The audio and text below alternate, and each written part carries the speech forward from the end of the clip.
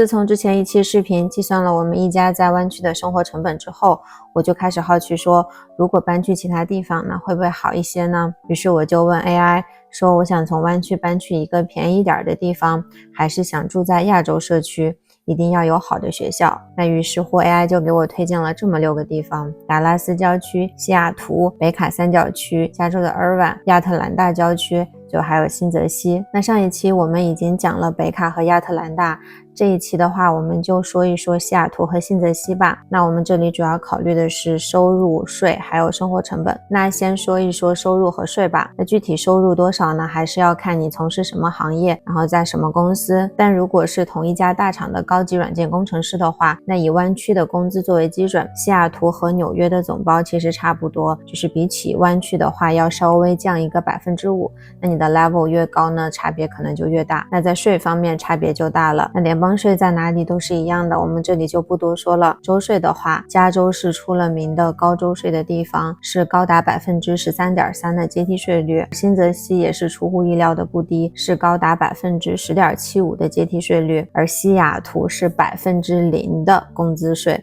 所以是 0%。那在加州的人根本就不敢多想。那举例说明，如果你的家庭年收入是50万的话，家庭联合报税，那在加州你大概需要交 3.9 万的州税。而在西雅图和新泽西的话，首先年收入打个95折之后是 47.5 万，那在新泽西你大概要交 3.6 万的州税，而在西雅图是0。如果平摊到每个月的话，就是每个月省掉3200多刀，而且你的家庭年收入越高，那省下的就更多了。接下来到生活成本方面，那在这个方面我还是沿用我之前计算时候的归类，就是吃穿住行、孩子、旅游、医疗和大额支出等等。那我想说，既然要搬去其他地方，那最理想的其实就是找一个学区房，这样就可以省掉学费嘛，然后长期持有也是比较友好的。所以我们这里只看学区8分以上的独栋别墅。先说一说我所在的东湾，这里学区房的中位数是180万，那如果首付 20%， 目前的贷款利率是 6.5% 左右的话，那每个月需要还房贷9100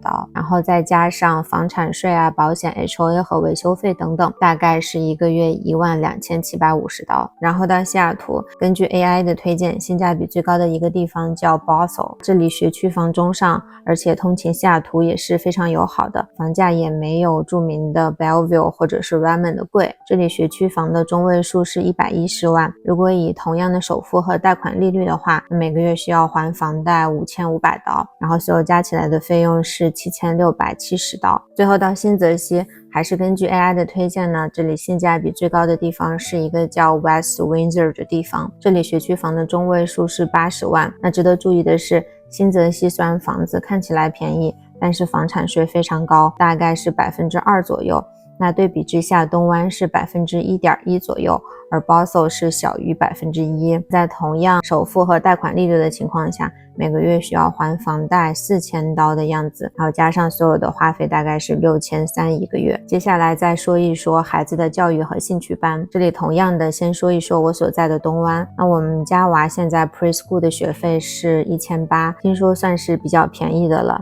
然后好多地方都是2000刀左右。那如果以后是上公校的话，学费就不用了，但是还有 after school care 啊，还有兴趣班之类的花销，所以在学龄期之后，也就是 K 之后，总花销大概要1000刀以上吧。然后说到西雅图，就是整体要比湾区要便宜一点点，但是也不多。那这里 preschool 的话，我们就按照1800刀来算，然后学龄期以后呢，大概就按照900刀算吧。最后到新泽西，说这里整体收入高，学区好，但是市场竞争没有湾区那么激烈，房租和人工压力也会低一些，所以就是整体花销要便宜个 10% 到 20% 左右。那在学龄前的话，就估计大概是1600刀，然后在学龄期的话就估到800刀每个月。那其实说了这么一大通，感觉在孩子教育上面的话，花销差别其实也不大，但是卷的程度应该差别还是不小的。那湾区的话肯定是卷的不行。根据 AI 说呢，华人家庭一个典型行的兴趣班组合就是一个中文学校加一项乐器，然后再加一项体育，再加数学。说实话，这个描述是有点震惊到我的。然后接下来说到旅游，其实在这个方面我感觉其实不管在哪里花费都差不多，反正都是要坐飞机出去或者是开车出去，然后要出去吃饭啊、住酒店之类的。那至于在所有其他方面的话， AI 说平均下来，如果是以东湾湾区为基准的，那西雅图大概是东湾的90%到95%， West Windsor 大概是湾区的85%到95%。最后呢，我想用一个表格来直观的对比一下这3个地方的生活成本。那中间标注蓝色的部分是东湾的花销，然后蓝色的左边是上一期对比的2个地方，就是北卡和亚特兰大郊区，